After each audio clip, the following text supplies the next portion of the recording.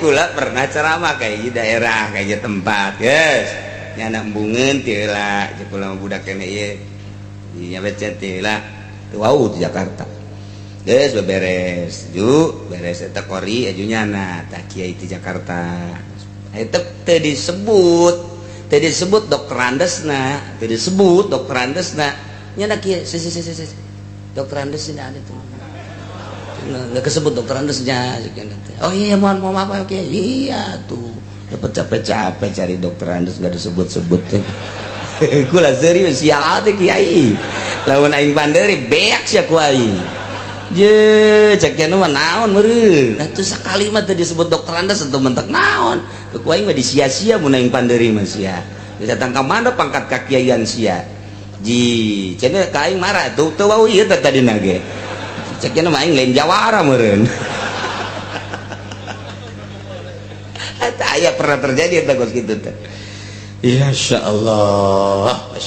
Dulu kula ngobrol lahirna, ngobrol kiai kegiatannya di mana? Saya penasehat di istana. Oh,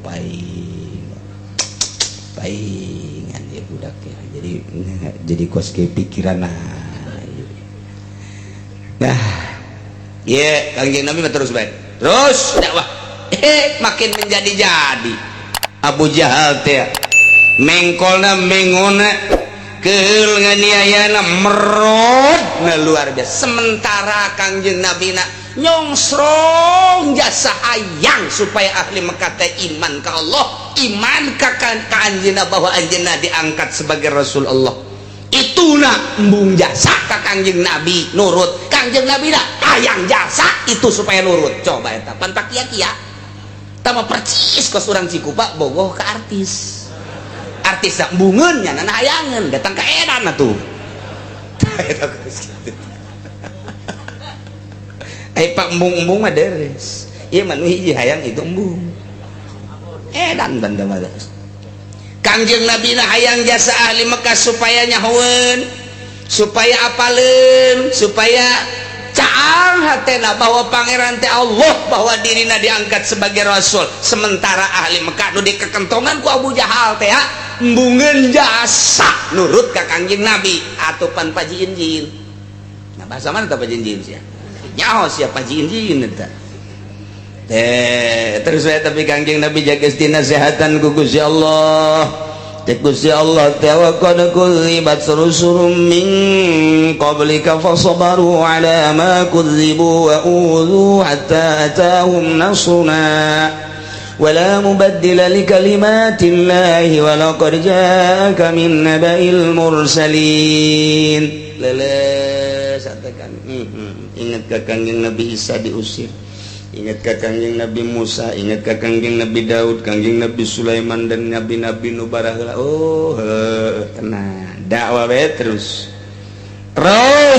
Kangjeng Nabi dakwah lantaran Kangjeng Nabi terus-terusan panggil man ka dieu sia lamun deuk dakwah ulah sakadar Quran mukjizat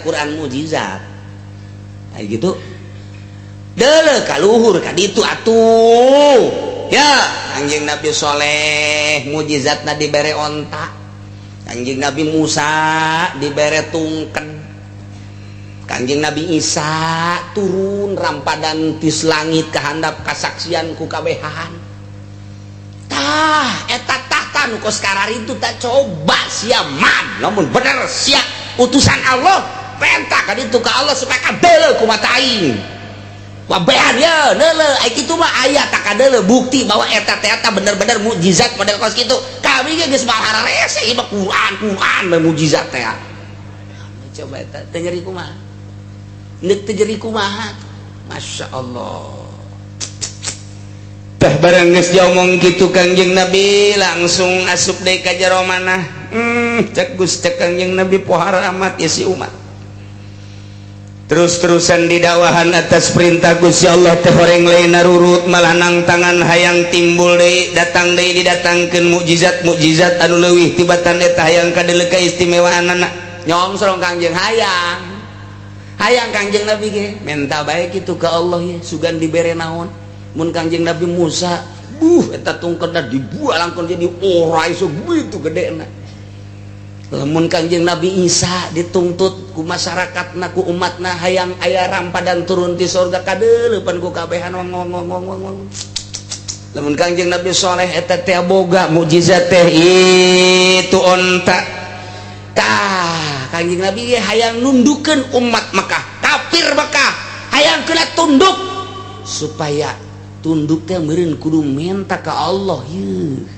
Mukjizat anu leuwih tibatan Quran supaya kadeuleuh naon be eta teh can dibere Kangjeng Nabi teh can leungeun ngagenyai, can dibere mukjizat ieu dina ramo tarun ieu maka karak awalan dakwah. Pamenta nu di akhir teh pan patopoe turun beulah maca syahadat can ieu kakarak nu nyongsrong Kangjeng Nabi hayang amat. Turun ayat mentak sababna turun ayat ieu tadina aya seorang sahabat ngaran Harits bin Amir bin Naufal bin Abdul Manaf sumping ka Kangjeng beserta para golongan ti kaum Quraisy ngomong nanya na kitu qalu ya Muhammad i'tina bi ayatin min indillah kama kanatil anbiya. Hei Muhammad, coba datangkan tanda-tanda kebesaran Allah berupa naon be sakumaha para nabi nu baheula didatangkeun mukjizat anu pohara ku Gusti Allah. Coba buktikeun ku ari. Kanjeng Nabi nyongsrong hayang ya supaya iman, maksudna supaya iman. Turun ayat. Wa in kana kabur alaika iraduhum hi Muhammad lamun aya kalakuan kabur alaika eta luar biasa gedena poharana ka anjeun iraduhum mararengokna ngabalir mengkol nukangan ngamusuhan ka anjeun embungeun kana Islam di tengah-tengah kasengsrem anjeun hayang nundukeun urang Mekah supaya iman tapi kuari ditangtangan hayang kena turun mukjizat supaya kadeuleuh langsung ku mata beuki pohara nu kangan ka anjeun Muhammad cek Gusti Allah fa inistata'ta an tabtaghi nafaqan mun teh mah anjeun kawasa nembus bumi anjeun bisa nyieun terowongan di bumi bisa lempang di sapatala fil ardi di jero bumi aw sulaman fis sama atawa anjeun teh bisa hiber ka langit atawa nyieun taraje kadeuleuan ku kafir maka trek tah kaistimewaan ti Gusti Allah. Mun bumi bisa belah anjeun bisa nembus di jero bumi di sapatala bumi sehingga nyahoeun kafir Mekah bahwa anjeun teh bisa ngalalana lempang di jero bumi dek neangan mukjizat dek neangan ayat atawa anjeun bisa naik melalui tangga kadeuleuan ku urang-urang kafir Mekah teh aya tangga ngan sakadar dicokot plek jadi tangga anjeun naraje naik ka luhur dek neangan dek nyokot mukjizat hiji ayat yang supaya kadeuleuh ka kafir Mekah anu engke anjeun fatatiyahum bi ayatin maka bakal nyampekeun ayat ieu hasil di ditu di langit pan anjeun neuleuh kaula naik ka langit atawa ieu hasil ti jero bumi lantaran kaula pan dibere bisa nyieun liang ka jero andai kata bisa kos kitu silakeun Muhammad sampaikeun ngan tetep bae moal iman tetep bae moal iman lantaran lain di dinya iman mah Muhammad lain di dinya iman mah kurang kumaha Al-Qur'an dek iman mah sabenerna mah tapi lain eta kadeuleuh kumatana tetep teu iman mah henteu bae baheula di zaman Kangjeng Nabi Saleh eta pan onta teh dituntun-tuntun sakitu istimewana kade ieu mah ulah diganggu gugat ulah dianiaya ulah dikumaha-kumaha diharu-biru tapi pan tetep bae teh iman. Apakah umat Kangjeng Nabi Isa setelah turun rampadan ti langit aju ari iman atuh pan henteu bae. Apakah eta barang Kangjeng Nabi Musa alaihi salam boga itek dibalangkeun jadi orai aju arariman umat henteu. Ieu ge anjeun ge lamun teh mah bisa bae ka langit kadeuleuh nyokot ayat bisa ka jero bumi nyeun liang bisa nyokot ayat sampaikan tah hasil model kos kitu tetep bae moal iman Muhammad ulah hayang kos kitu Muhammad hiji ku kaula moal dibere kawasa kos kitu keun bae anjeun mah dakwah bae dina harti annaka la tastati'u dzalik fasbir hatta yahkumallah sabar bae laksanakeun dakwah terus hingga turun keputusan Allah subhanahu wa ta'ala ya Muhammad cak Gusti Allah walau sya'allahu la jama'ahum 'alal huda lamun Allah ngersakeun atuh ku Gusti Allah dihijikeun wae dalam pitu kudu make anjeun langit nangieun kaula bumi nangieun kaula manusia nangieun kaula kabeh nangieun kaula mun kula ngersakeun atuh geus kudu make anjeun ya budak iman ka aing kabeh atuh ya kumaha ieu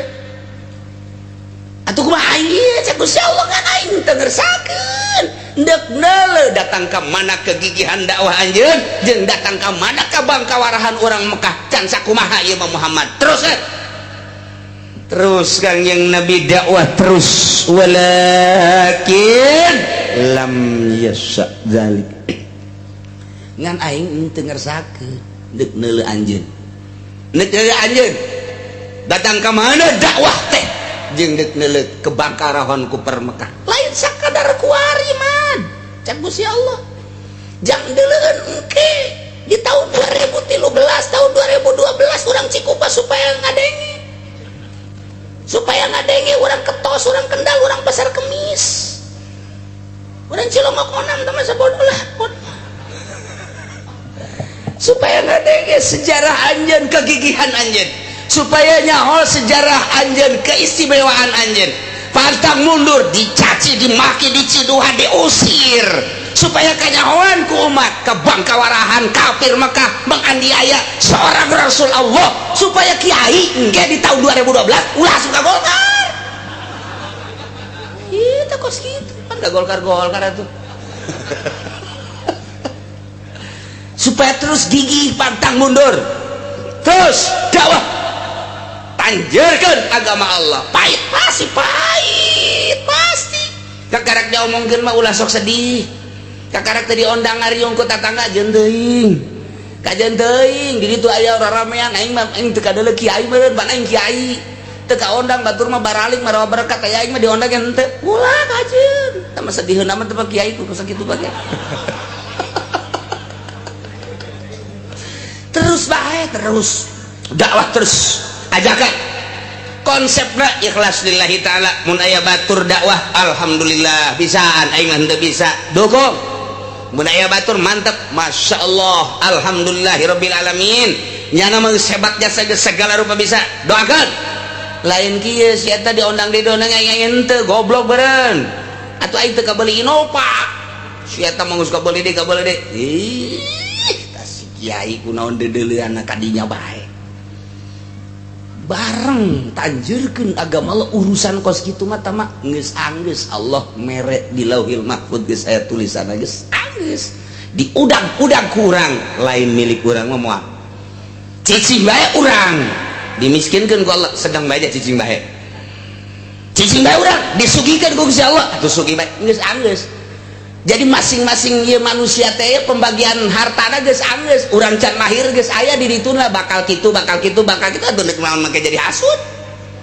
geus anggeus si pembagian harta teh geus anggeus si eta tahun sakitu lahir maotna sakitu salila hirupna kitu bogana ngan sapeda kempes doang saya tulisanna geus aya tulisanna teh kumaha tuh si eta tahun sakitu lahirna magahan ngaji apruk-aprukan ge bogana ngan datang ke Sekupi doang saya tulisanana geus anggeus bakal boga sawahna sakitu jadi teu pembagian harta teh baheula di alam arwah geus rapi atuh kuari kunaon make hasud geus rapi geus jadi moal anu kurang moal anu leuwih atuh kumaha deui geus dibagi ku Gusti Allah tinggal ngalaksanakeun dakwahna urang dakwah bisa amil doang jeung jurumnya dakwahkeun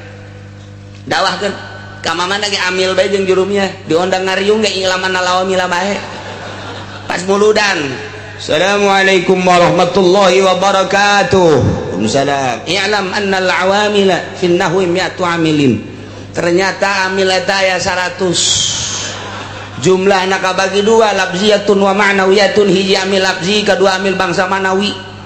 Labziyatun minah cak masyarakat euy nguludan ieu mah ke tenang heula engke ge aya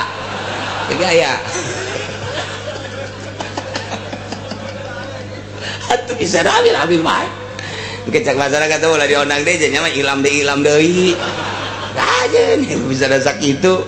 Kula mah inget ka Saleh bae ta Saleh didinya di mana di Pangodokan baheula sok diajak-ajak ku Abah hayu muludan daerah Jaban. Abah mah panderi ge kaya waktu ngomong ge waktu teu tah kakolotnakeun ka dieu keur ngora ge kitu bae. Saleh teh sok aya bae inget bae ceramah di Pasar Kemis tadi di Haji Sungud kula kadedelekeun bae rukun salat 6 rukun salat tidak kurang tidak lebih 6 katukang 6 terus dibejakeun hiji-hijina beres diajak tadi ke Masjid Gelam Haji Muhammad Nur baheula tadi geram teh aya tadinya pas Saleh terus ceramah deh saudara-saudara sekalian rukun wudu 6 ya ini ada 6 hati-hati kalau nanti ada orang yang membawa paham rukun wudu itu 7 sesat atau dikurangi menjadi 3 lebih sesat lagi 6 diondang deui ka ditu ka Cilongok Gandu ngilu deui kula aya deui Saleh dulur-dulur saudara-saudara rukun wudu 6 cakula ieu mah asana ieu bae bener bae di Cilongok di dieu sarua bae di dieu pas di majelis ieu baheula zaman Abah aya nyana jangkung jelemane saudara-saudara di pengajian hati-hati rukun wudu 6 tapi kapake bae datang ka kuari terkenang bae pas katerep aya Saleh pasti rukun wudu deui ya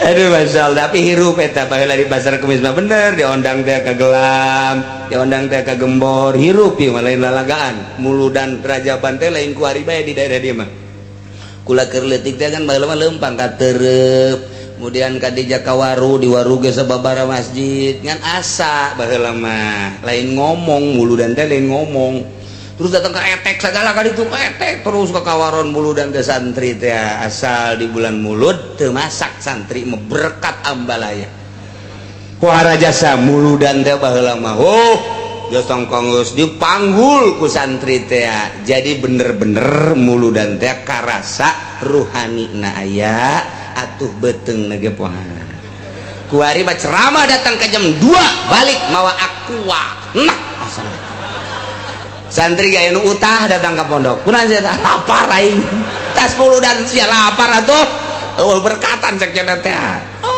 ngan dibere huahehe doang aqua mah tuh loba di dieu ge cek cenah teh tah di mana tah deket masjid cai satelit naon bedana jeung kurang berkat jadi cenah kieu mun berarti hayang berkat lain hayang berkat ngabandingkeun zaman baheula jeung zaman kuari jelemana tepati palalinter hormat ka kiai ajung atuh ngajina ge asal beres tas maca ya Nabi sallallahu alaihi wasallam ngomong teh saurang nyaritakeun eta beres manggul suatu pohara jasa geus muludan teh magnetna teh gede kuari waktu muludan teh sekarang itu bae berkata teh Muhammad andai kata anjeun mampu kasapatala mampu kaluhur langit dek nyokot ayat jang nembongkeun ka ahli Mekah supaya iman laksanakeun ku anjeun tapi anjeun moal mampu kos kitu ge jaku kaula teh dibere kamampuan geus ku ari mah sabar bae hatta sehingga datang hukum ti kaula cek Gusti Allah jalamun aing nu agung ngersakeun kudu iman kabehan atuh aing ge atuh moal secape ja aing mah mampu ngan aing hayang ningali cek Gusti Allah datang ka mana kagigihan anjeun sebagai rasul aing jeung hayang nyaho jeung datang ka mana ka buang kawarahan kafir-kafir rentangkan ayat-ayat aing ieu teh lain jang sakadar kuari tembongan deuleun jang umat-umat nu baraheula sebab engke anjeun bakal maot tata diteruskan ku para ulama geus aing mere kapan engke bakal ngecek Gusti Allah al ulama warasatul anbiya anjeun maot teh teu ninggalkeun pabrik, anjeun maot teu ninggalkeun ladang, anjeun maot teu ninggalkeun berbagai harta, nu ditinggalkeun ku anjeun teh papan ilmu anjeun diteruskeun ku para ulama engke ulama teh nyadap kana carita anjeun tuh nabi urang nu ku urang dituturkeun dakwah teh sakitu ge mawa mukjizat geuning diciduhan geuning dilecehkeun atuh urang mah kakarak sakit terus bae tah supaya dideuleu engke ku umat-umat di akhir ku ulama-ulama di akhir tah jang contoheun teh supaya kadeuleu bangka warahna kafir nganiaya ka anjeun Muhammad. Oh jaheul ulah juga gelok fala takunanna minal jahilin. Betul lamun anjeun haju ngarasulama Muhammad diangkat jadi utusan kaula cek Gusti Allah kakarak sakitu bae ge haju anjeun teh DP hayang diturunkeun ayat deui nembus ka taneuh naek ka luhur langit atuh eta mah kos kitu mah poho kana kersaning aing tama Muhammad lamun poho kana kersaning aing poho kana mae Syiah aing atuh anjeun teh sarua jeung nu bodoh atuh berarti tama aya ge nu bodoh tama nu kos kitu mah pan anjeun mah pilihan kaula cek Gusti Allah geus ulah akur jeung nu bodoh fala takunanna minal jahilin. Maka ulah anjeun atuh ulah aya anjeun Muhammad tergolong golongan anu bararodo nu bodoh teh kumaha nu bodoh mah kos kitu dianiaya diciduhan dilepehan diomongkeun haju bae poho kana kersaning aing panang aing kabeh ge anjeun kos kitu tenang aing umat kos kitu tenang aing kafir kos kitu teh nang aing atuh lamun sakira-kira ku aing dihijikeun supaya beunang jadi boga pituduh mah atuh gampang jasa eta mah kumaha kersaning aing geus tugas si anjeun mah Muhammad dakwah adapun daek jeung teu daek lain urusan aja urusan kula cek Gusti Allah kumaha kersaning aing tak karak empeh kanjeng oh jaheul ya Muhammad innama yastajibul ladzina yasma'un teu aya lian jelema-jelema anu nyumbadanan ka pangundang anjeun anu ngaijabah kana pangundang anjeun ka ajakan anjeun jelema anu nuturkeun ka ajakan anjeun mah jelema anu manut ka ajakan anjeun mah eueuh deui iwati alladzina yasma'una jelema anu ngadarengekeun ka omongan anjeun ngadenge teh lain sakadar ngadenge tapi simata pahumin watibarin ngadenge nu bener-bener sampaikan ka detail paham jeung dijadikeun itibar di mana-mana anjeun dakwah kemudian ngadenge nuturkeun ka anjeun engke ge aya tata nu kitu jelas nu bakal nuturkeun ka anjeun nu bakal siap dakwah jeung anjeun nu bakal siap ngabantu anjeun nu kena dakwah anjeun jelema nu ngadenge ka anjeun datang ka kuari kitu bae kiai dakwah teh anu ngamusuhan loba nu ngadenge aya jelema anu manut loba anu buang kawarah geus di satukangeun nyana atuh loba nu mata kula kudu nyeri hate sapangkat Kangjeng Nabi bae ge teu milu kabeh ka Kangjeng Nabi atuh komo urang geus sakieu ge geus alhamdulillah nu mantak pangistimewa kiai teh nu bersyukur syukurna kiai mah kieu cek Tuan Syekh Abdul Qadir ketika manehanana ngaji alhamdulillah Gusti abdi mah syukur hiji dibere bisa ku Gusti kadua dibere didarengekeun katilu ieu nu paling anugerah mah antara kula jeung nu ngadengekeun teh sarua pada dibere taufik jeung hidayah tah syukurna kiai teh kos kitu tah ketika dak bae anu ngomongkeun kudu syukur cek Tuan Syekh Abdul Qadir mun aya kiai haju diaromongkeun ku jawara diomongkeun ku lurah diomongkeun ku camat diomongkeun ku pangsa kiai-kiai diomongkeun alhamdulillah syukuran alhamdulillahirabbil alamin sebab naon loba dosa di awak nu moal beak lamun lain diomongkeun batur aya dosa-dosa nu kuduna beakna diomongkeun ku batur nu batak kula mah sok nitah rah omongkeun aing Gusti atuh omongkeun aing abeh aing beak ke aing ka sorga sia mah ka neraka bersyukur kieu teh di mana aya sempadanana eueuh kiai mah kiai Allah mah selalu bersyukur ka Gusti Allah jadi di luhur syukuran nu biasa bersyukur teh lain sakadar bersyukur bisa ngaji bersyukur dibere bisa jeung dibere nyambung tah eta teh kabehan syukuran ku anjeun. Anjeunna bisa ngomong bisa nyampikeun, jelema bisa ngadengekeun jeung bisa make, tah di luhur eta teh nang Allah. Syukuran ka Allah nu geus ngajadikeun anjeun jeung masyarakat seperti kitu. Mantak moal aya kumaha jeung nu sugih akur bae janang Allah. Daek ngajina nu sugih teh nang Allah, daek ngajina pejabat teh nang Allah, daek ngajina nu susah teh nang Allah, daek ngajina jawara menang Allah. Lamun ku urang di aku balik deui asa urang aku beta nang aing ta nyana ngaji teh ta teh ngadengekeun aing kaharti asana aing asana engke ge saminggu 2 minggu 3 minggu geus mah asal di aku baca Tuhan Syabdul Qadir, asal di aku nak urang teu darekeun ngaji. Tapi lain nang aing, nang Allah aing nage bisa ngomong jeung bisa ilmu teh nang Allah. Geus aing mah sakadar alat Allah, aing dijadikeun alat Allah, satungtung ku Allah dijadikeun alat Allah, tah jelema teh ku alat Allah. Eta teh daraekeun, geus aing bersyukurna ka Gusti Allah. Lain nyukuran sorangan, nyukuran itu nage terus jadi syukuranna kakabehan. Geus alhamdulillah, mata akur bae ge jeung sabaraha jeung saha-saha ge. Datang jelema ngora keneh lalaki, alhamdulillah tanya. Datang aki-aki tanya. Datang nini tanya. Datang gadis atuh nini bae ditanya tuh kumaha gadis. Akur bae artina akur bae kana ka dituna. Musbal aya naon sebabna bersyukurna langsung ka Gusti Allah Subhanahu wa taala. Nyukuran diri dibere bisa. Anu hebat salat ge pergi tuh salat teh. Urang salat Allahu Akbar. Urang mah kakarak datang ka ngahartikeun babacaan urang lain jorek bagus. Eta teh geus aya peningkatan ngaranna. Begitu urang baca bismillahirrahmanirrahim kalawan nyebut jenengan Allah nu Maha Rahman Maha Rahim. Alhamdulillahirabbil alamin sadaya puji eta tentu ka Allah nu mangeranan alam kabeh. Eta mah urang jadi penerjemah ngaranna ku situ. Engkena tungtungna sadaqallahu maha besar Allah. Berarti sholat ini diterjemahkan oleh saya. Nah, eta kos gitu terjemah bagus. Eta saya peningkatan. Naik dari saya tiga lain eta. Eta bagus biasa santri mah tamang ngamanan kos gitu mah. Allahu Akbar. Alhamdulillahirabbil alamin. Ngarasakeun maca kalam Allah. Teu sakabeh jelema bisa maca kalam Allah.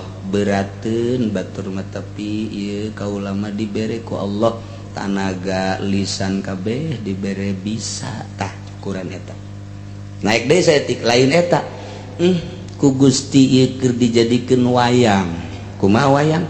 Wayang mah teu daya teu upaya, nyileuk dicileukeun ku dalang, tungkul ditungkulkeun ku dalang, isuk pageto mah diasupkeun ka sigotaka. Beak geus kabeh, geus teu daya teu upaya sapira wayang, urang teh terasa wayang. Ngan eta mah lain ucap tah mah kos itu perasaan.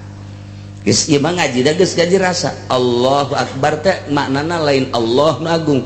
Tapi geus hese gamanaanna tah geus terbiasa tah mah ngaji sapina. Geus Allahu Akbar teh nu kabayang Allah nu keur ngagerakeun urang, sungut urang maca Allah, leungeun urang takbir, awak urang ieu nangtung. Tah eta teh geus lain kudu dikitu-kitu. Ngan eta mah terjemahanana bakating ku deukeut jasa jeung Allah. Allahu Akbar. Geus leungit Allah nu Maha Agung mah. Lantaran geus aya dihareup. Urang teh lamun nyuratan kagak bogoh ku ari teh. Engkau adalah kekasihku tercantik di dunia. Tidak tahan aku ketika aku memandang wajahmu. Terik matahari yang panas menjengat ketika aku melihat wajahmu teduh rasanya.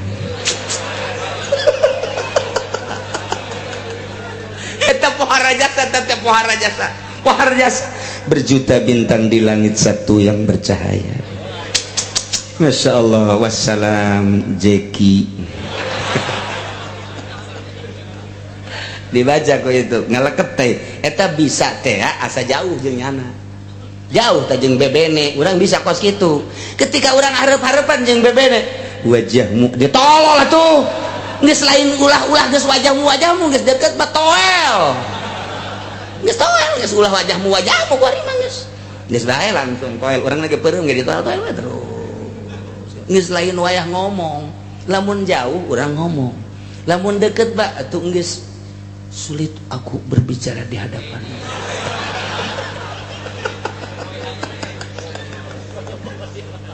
Tidak ada yang dapat kukatakan isi hatiku. Andai kata engkau bongkar, engkau belek, ini di hatimu hanya ada bibirmu. Waduh, suara jasa panetan. Oh, nislah turun. Tidak ada kata-kata yang patut diucapkan di hadapanmu kecuali hanya ragapan-ragapan. Ya cerita jauh mah orang bisa jeung surat, deket mah teu bisa. Entah bisa orang di jauh mah di jauh, santri ge kukana sok kadenge. Halo, Sarwiti I love you. Coba deketkeun ka awewena, tek ceuli datang ka bisa. Aku cinta padamu. Wow, galenek sing geleger. Moal bisa. Tanya ke Allah, nu jauh bisa. Alhamdulillahirabbil alamin. Terjemahkeun ku hate. Terus Ar-Rahman Ar-Rahim Maliki Yaumiddin, terjemahkeun ku hate jauh jeung Allah. Masih jauh. Amun deket mah sia naonan cek Allah. Atuh aing aya di diri sia sih. Sia make jeung alhamdulillahan. Allahu akbar. Atuh geus nyaho aing akbar ku sia kunaon disebut. Atuh kumaha atuh? Atuh lah disebut atuh sia aing geus aya di dinya. Mentak salat teh beda.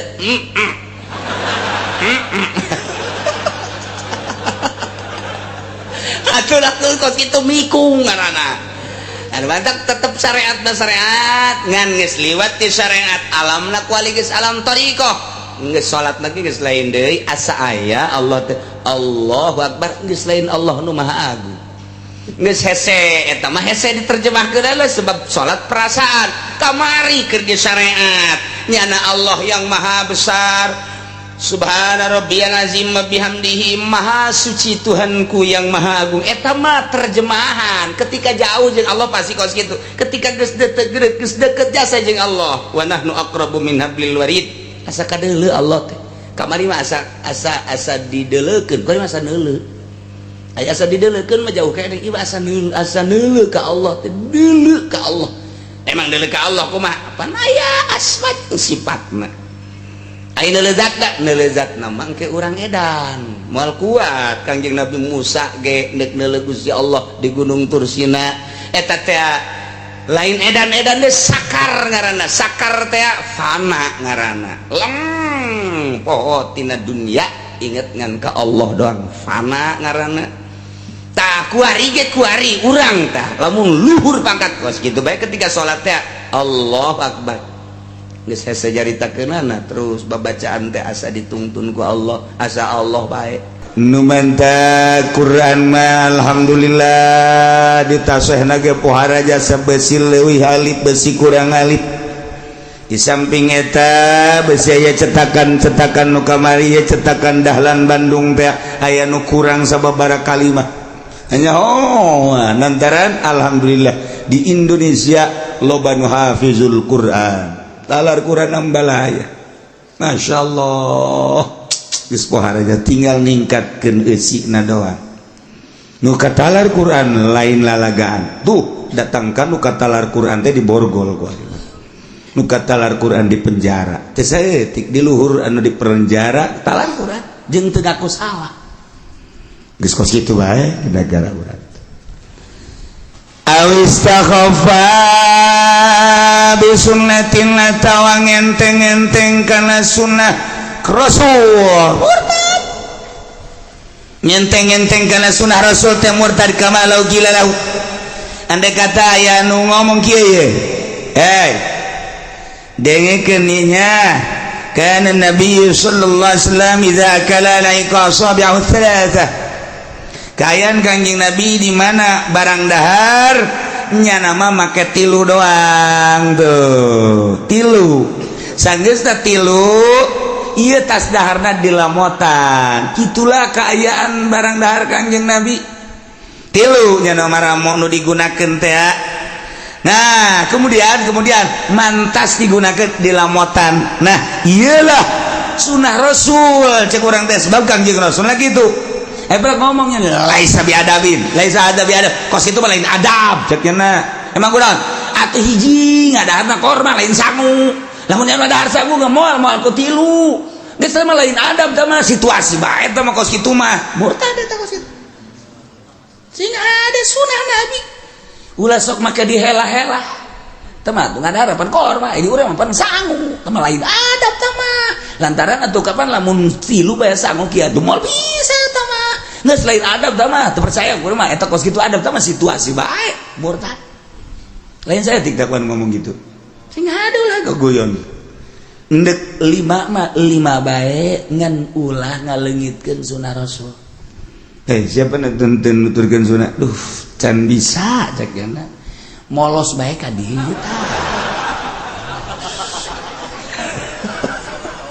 teu murtad mah kos itu menyadar ngaranna nyadar teu bisa nurutan Kangjeng Nabi can bisa hese jasa lah geus lah mudah-mudahan dihampura bae tuh mantap baheula mah daharna teh daharan sanguna anu liket jadi bisa dikitu-kitu sanguna teh tuh kan geuna kurang lamun parena ulah tongsan tuh itu bahaya tuh tongsan budak kori mah teu nyaho ka tongsan asal geus dibere tongsan mah sangeuk daharna kita teu bisa diemple-emple tongsan mah muruh pul bae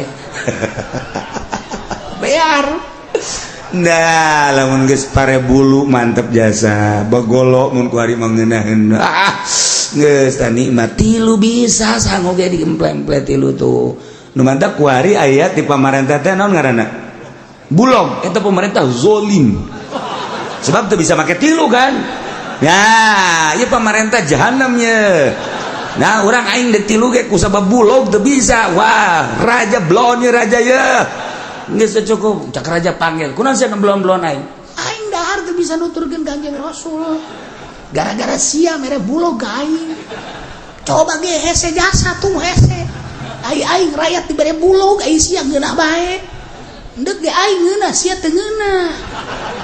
Wah, ieu mah beuki di penjara we budak. Ya Allah, ya Rabbi.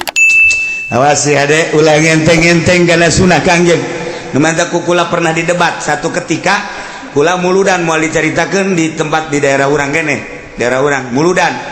Kula nyaritakeun nyiwak oh tidak muludan teh nyaritakeun sunah nyiwak terus poe Jumat teh make jubah putih sakumaha dina riyad be gitu eta tah pernah muludan dok aya seorang kiai anu sok di istana zaman Pak Harto kebal lalakon nyana nyaritakeun teu sunah cek nyana make siwak kieu cukup sekarang kita ganti oleh menpol cek nyana pakai odol menpol udah itu kan untuk membersihkan gigi pada dasarnya cek yana teh lebih bersih manpul daripada siwak aingna aya kene di dinya geura turun sia ku aing moal balik aing kajian kumaha ge ja ulah sambatkan nya tah moal mulai geus ngaji di mana sia ku aing aya ditungguan ku kula beneran ieu mah aya meureun ku ari masyarakat nu pernah nyaho ka kula kos kitu tah daerah belah ditulah pokona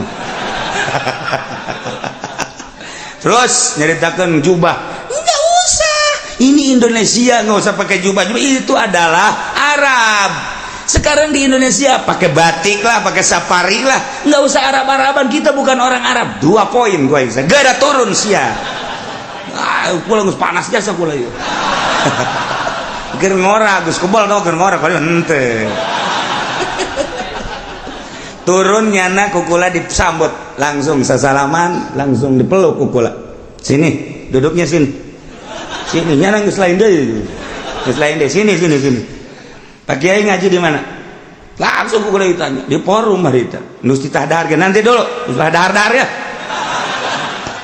tanya kukula ngaji di mana muruan terus dalilnya apa terus ada untuk dalil-dalil wah muringis nyana lah sambarangan murtad sia kukula dikitukeun nyana marah enak aja ngemurtadin saya lu murtad gitukeun nyana atuh kula ge make hiji kituna boh hampir ngejengkang nyana mentah hampura rita kan mentah hampura masya Allah mun teu mentah hampura awas ya kuai ditelus ya kuai saya mau pacar bener mah tuh pernah terjadi tak kiai teu daek-daek deui nyana asal kula bembung ngomong ngaji jeung kieu cicek bong ya kena asal nyana diondang ka dieu aya ki ucin teu henteu kajeun mun aya ki ucin bong cek kena tapi satu ketika nyana datanglah ka imah diajak ku Kiai Sejen minta hampura. Alhamdulillah aya ilmuan mah gampang bae. Jajana ge ngaragap salah tama egona doang. Alhamdulillah. Geus jadi nyana menyadari ku ari bener ieu siwak teh sunah Kang laula an asyqa ala ummati la amartuhum bisiwak inda kulli syai'. Satu ketika dia Kang inda kulli salat. Ya tuh kumaha tah hadis. Masyaallah. Kukula dijelaskeun dirad ku nyana aing aya keneh moal balik aing mah. Datang ka subuh tungguan ku aing sia. Ai keur ngora mah kitu ku teu. Ayo.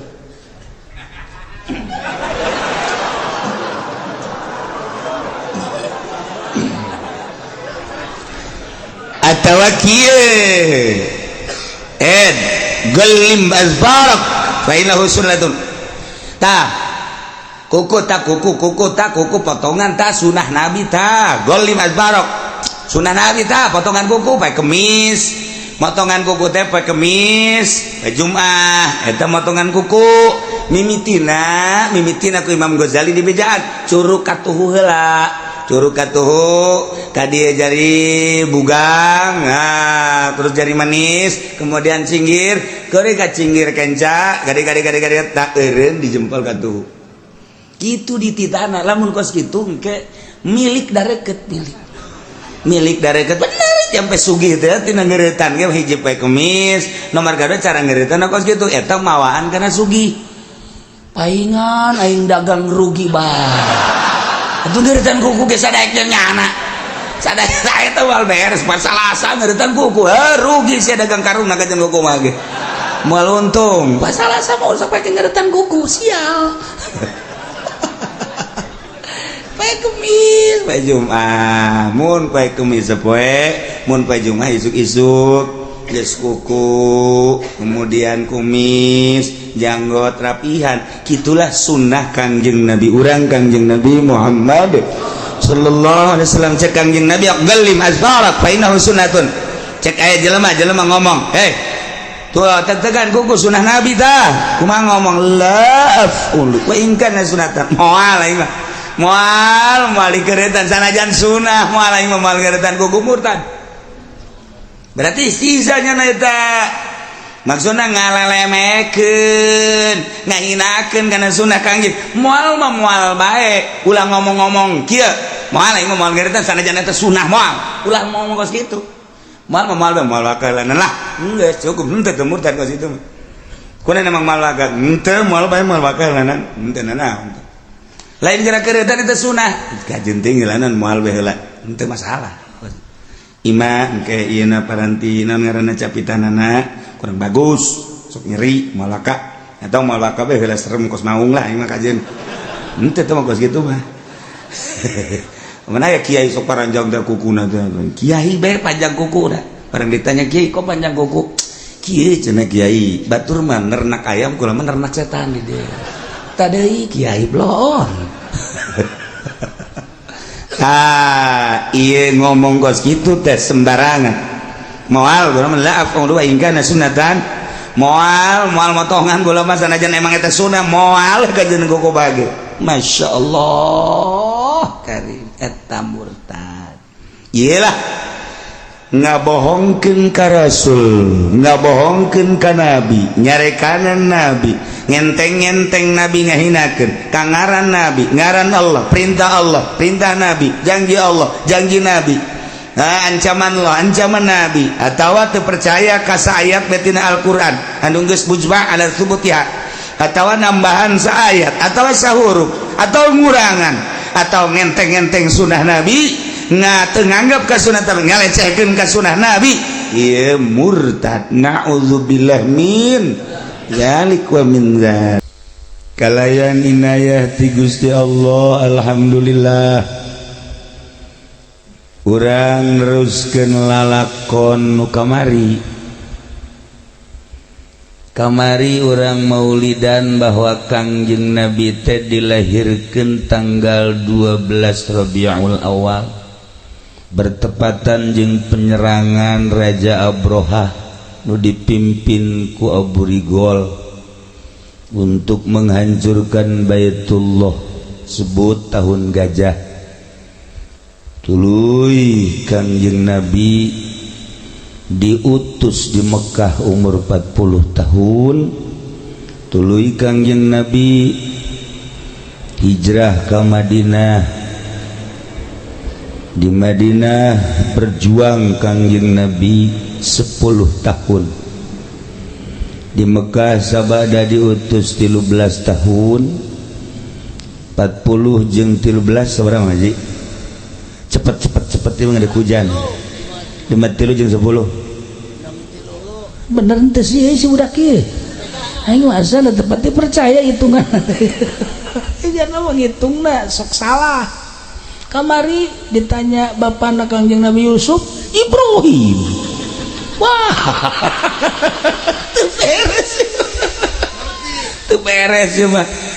Barang kedua kali Ayub. Wah, mah kudu dibawa ke grogol. Masya Allah, Masya Allah. Tah. Jadi 63 tahun wafat Kangjeng Nabi Senin tanggal 12 Rabiul Awal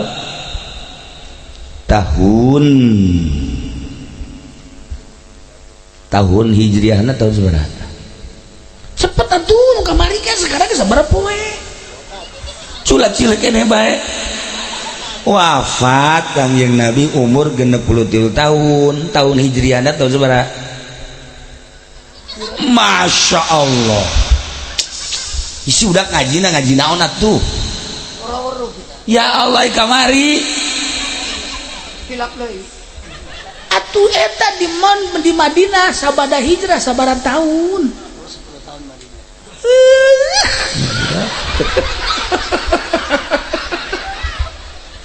Aduh parah jasa parah. Itu hijrah di Madinah berarti nyana kakarak ngamimitan tahun. Geus tahun 10 akhir berarti 11. Tah seperti eta. Nah, lamun tahun hijriahna tahun 11 wafat Kangjeng Nabi, Masehina tahun seberapa? 571. Bener teu? Rada bener ada sedikit. Kelempengnya ieu. Masya Allah karim. Tah eta lu perlu diingat kurang sejarah anu luar biasa. Pada tahun 580 Hijriah Islam mulai pudar deui lantaran Bizantium mulai hudang di tahun 400. Persekongkolan Amerika jeung multi nangis mulai walaupun can dibentuk Israiliyah Yahudi geus menguasai Aqsa, direbut Masjidil Aqsa nu dibangun diperbaharui ku Sidina Umar dijadikan gereja. Masya Allah. Maka saat eta seorang sultan anu gagah menjadi Imamul Haramain ngaranna saha? Hilap deui. Emang mun boga murid 100 kos kieu kabeh maninggeussan aing. Ya boga murid 100 kos kieu kabeh maninggeus lah bubarlah pondok bubar. Beletnya sepelet. Meureun usia oge meureun nya. Meureun usia ieu makin kolot makin ka dieu geus punguh di jerona mah alah. Geus diusiran bae ku pamajikanna ge. Jabatur mah batur muki kolot teh biasa anu di jerona mah masih eksis. Tapi ieu mah tawadu. Geus lanapa. Manfaat. Pamajikanna geus bosen deui. Jajamu berbagai jajamu. Temempan obat berbagai obat temempan mangade beaks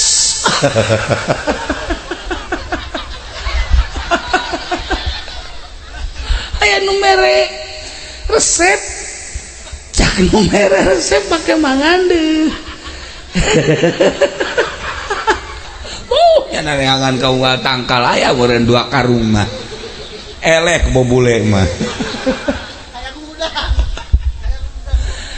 Deui pamajikan aju mau belati. Ya mending dipotong we. Inget-inget ka dongeng eta teh nu sok dicarekan bae. Salah dicarekan bae ku pamajikanna. Asal datang diparekan, asal datang dicarekan. Lah jakna aing geus kieu bah. Hirup. Ka kebon kirai, kabaran aya kuya. Potong hulu kuya. Teu dan di luhureun meja, tutupan ku turub saji. Diantep ke nyana keluar. Pamajikanna nempok naon ieu? Barang di deuleu. Innalillahi. Ieu kakak kunaon jadi hantem-hanteman kieu. Atuh marah mah marah bae mah dipotong kieu naon harapan aing. Tapi apa majikan ge nyana teu haju gegeraan marah jeung ceurikeun teu dipandang geula. Paingan nyahoan bae cek nya aya mataan. Orenganan. Jaya irungan segala. Aya letahan paingan cek nya ieu. Masya Allah nyahoan bae nya ieu oreng mata aya. Tololnya we tolol.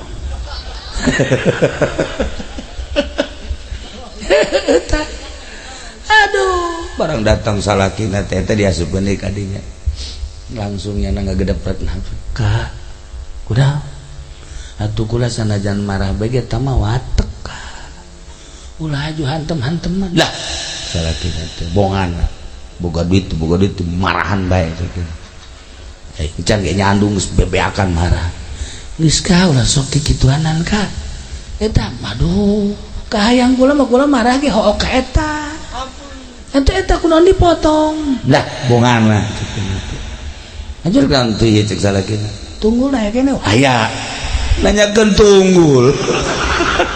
Tuh beres. Ayo cenah turun ka kamar, hayu sugan aya tunggulna, hayu. Langsung ka kamar biasa, nyana happy. Ceknya nak aja tunggulna ge panjang kene. Katipu. Nyana bareng udang teh, teu mah lain-lain wae hulu kuya paingan. Atuh marah deui nyana. Masih deui. Salah tur bola bebenya nya. Ulah bebeja hulu kuya. Ah. Lalakina modal haji pendi meureun nya. Mukakeun rahasia bae.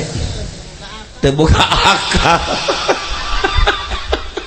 Guys, balikan deui.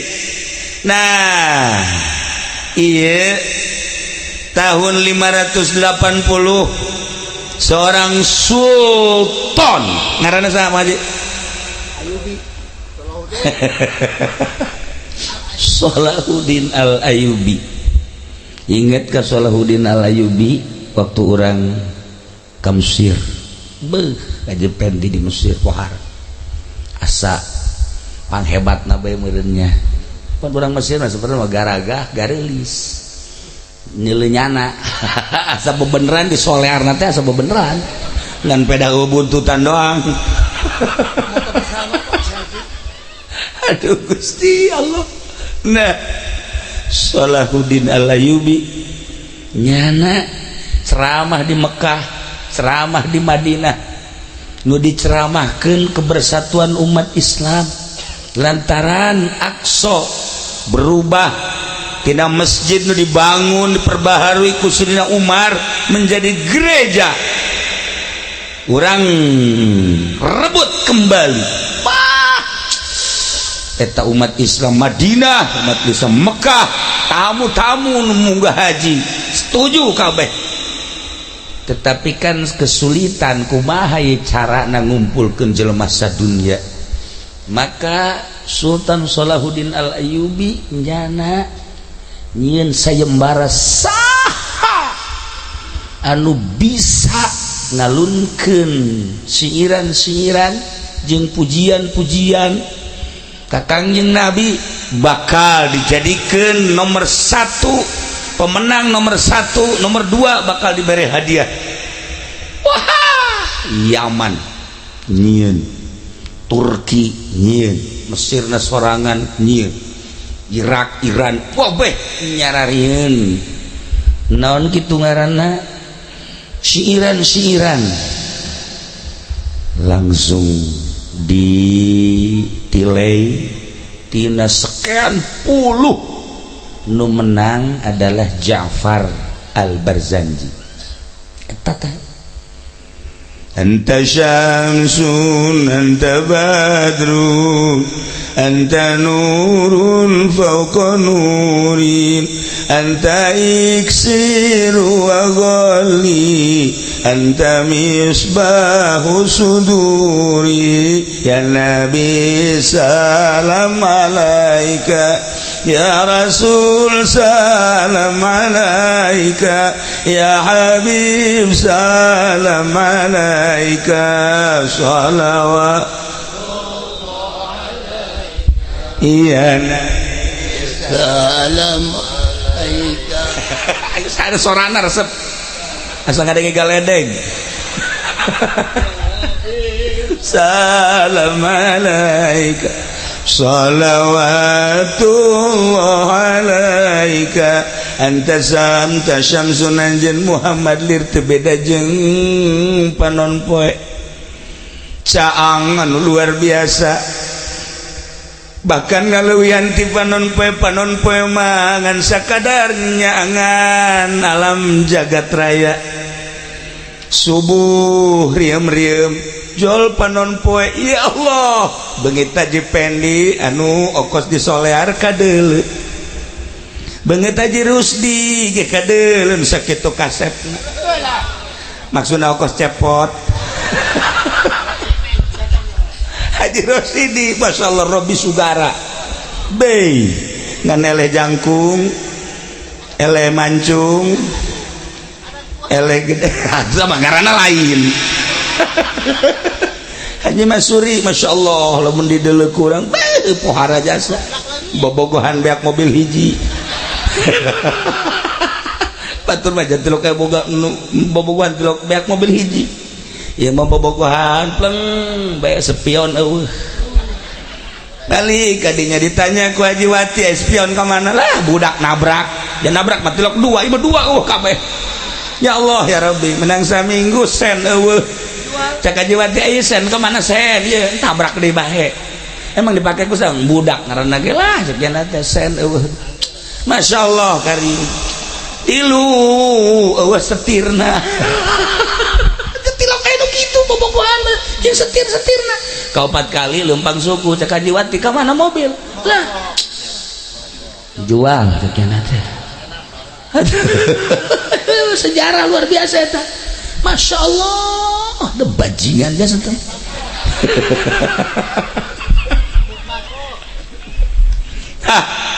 Panon poe nyorot ketingali, lu kasep ketingali, lu goreng ketingali, gelis ketingali, beke ketingali, gendut ketingali, kuabeh boro-boro manusia munding hewan segala rupa ketingali, jarum potong ge ketingali. Kangjeng Nabi mah lain eta nyorotna datang ka ayeuna nyorot ka kampung Cilongok. Masya Allah Haji Patin kasorot ku sinar Kangjeng Nabi kaset. Alah si hasud mah Haji Masuri kasorot ku Kangjeng Nabi banyak ngayakeun muludan encan dibubarkeun geus nyen panitia deui resep jasa meureun jananya aya leuwih namanan kitu ge meureun. Ya Allah ya Rabb ieu kasorot di dieu coba di dieu ieu kasorot ku sinar Kangjeng Nabi ieu di dieu ieu kasorot ku sinar Kangjeng Nabi. Ya Allah ya Rabbi berkatna dipanggul diiring ka ditu. Ya Allah cek kula rame-rame naon kuda keur ngobrol bajeng pamajikan pisan rame-rame naon sih budak rame-rame barang di dieu gorenganan ieu lembur kuring pohara ieu berkatna parahu aya kula mah geus mah kepakana saminggu ieu mah dek jualan belah pokona warung dibawa ka ditu warung. Ya Allah ka pondok jalanan mun aya jalan mandek ieu naon ieu kasorot ku sinar Kangjeng Nabi Muhammad sallallahu alaihi wasallam. Lain sakadar eta sorotan Kangjeng Nabi mah tina bodoh jadi pinter, tina teu nyaho jadi nyaho. Masyaallah karim, kita teu wau ka Allah jadi wau. Basyira wa nadhira, sorotan Kangjeng Nabi nu paling indah bisa mindahkeun tina bodoh kana pinter, nu paling indah sekali tina neraka ka surga. Dipindahkeun ku Kangjeng Nabi nu bakal jadi ahli neraka ku iman ka Kangjeng Nabi surga lain lalagaan. Pemindahan Kangjeng Nabi nu luar biasa. Ya Allah ya Rabb, tentara Amerika nu kamari perang jeung Irak, ratusan bahkan ribuan kasorot ku sinar Kangjeng Nabi. Mun kukula dicaritakeun wasilah di Amerika loba lu asup Islam wari muludan besar-besaran ribuan manusia, iya sorotan sinar Kangjeng Nabi. Iya karim pohara jasa lamun di Soviet Moskow ayeuna Islam anu luar biasa loba maulidanana ribuan manusia. Lamun urang ningali tadi 212 alumni jutaan manusia sorotan sinar Kangjeng Nabi Muhammad sallallahu alaihi wasallam. Sabara juta manusia nu kamari lempang nu tadi aya di Jakarta. Ya Allah ya Rabbi, lamun lain sinar Kangjeng Nabi nyorot mal bisa capek. Tah iyalah sinar Kangjeng Nabi mindahkeun tina bodoh kana pinter, tina bengko kana lempang, nu paling indah tina neraka ka surga. Urang di dieu diuk hayang pindah urang teh embung cicing di neraka dipindahkeun ku Kangjeng Nabi melalui maulidan ieu urang ngageser teh urang Cilongok teh jadi ka surga. Urang Cilongok ulah ka amin ieu urang mana? Urang Cilongok. Urang Cilongok pindah ka surga. Ulah ka ngaku ieu urang mana? Ulang dek amanat ke malaikat Ridwan, yang satu jangan dulu. Jangan dulu. Maka ada syarat-syarat. Cilongok mah tanpa syarat arah suka surga. Emang boga kolot urang gitu surga. Tapi itu jelas dipindahkan melalui sinar Kangjeng Nabi. Ialah anta syamsun, beh anta badrun, anta nurun fauqa nurin. Mun dijelaskeun ku urang eta pohara anta iksiru wa goli.